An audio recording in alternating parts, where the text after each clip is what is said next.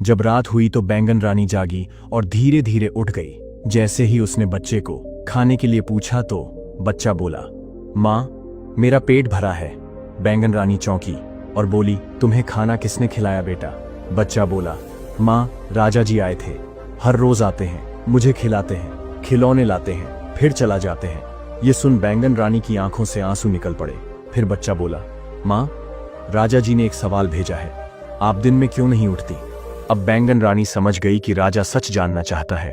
उसने बच्चे से कहा, बेटा, कल राजा जी से कहना कि जिस माला को बड़ी रानी दिन में पहनती है और रात में उतार देती है, उसी में मेरी जान बसी है। जब वो माला गले में होती है, मैं निष्क्रिय हो जाती हूँ। जब वो उतारती है, तब मेरी जान लौटती है। बच्चा सब याद कर लेता है। अगली सुबह राजा आया। बच्चे ने सारी बात बता दी जो उसकी माँ ने कही थी। अब राजा को सारा खेल समझ में आ गया था। माला के जरिए बड़ी रानी ने बैंगन रानी को जिंदा होते हुए भी मृत बना दिया था, लेकिन अब उसे माला वापस लेनी थी। बिना बखेड़ा किए चुपचाप राजा ने योजना बनाई और महल जाकर बड़ी रानी से बोला, रानी, मेरे एक दोस्त का बेटा है, माँ के बिना अनाथ है, उसे कुछ दिन महल में रखेंगे, ठीक रहेगा? बड़ी रानी बोली, ठीक है महाराज, जैसे आपकी मर्जी। राजा उस बच्चे को महल में लाया और कहा, जैसे ही बड़ी रानी तुम्हें गोद में ले, उसकी माला पकड़ लेना और तब तक रोना जब तक वो माला न दे। बच्चा वैसा ही करता है, माला खींचता है, जोर जोर से रोता है। बड़ी रानी उसे चुप करवाने की 1000 कोशिशें करती है, मिठाई, खिलौने, दुलार, पर सारे प्रयत्न बेकार।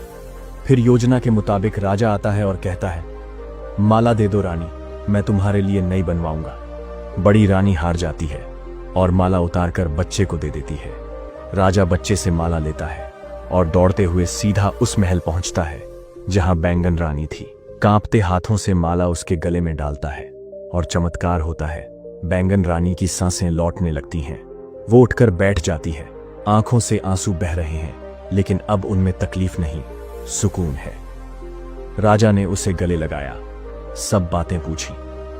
बैंगन रानी ने सब बता दिया। राजा ने कहा, अब वक्त है सच्चाई को उसके अंजाम तक पहुंचाने का।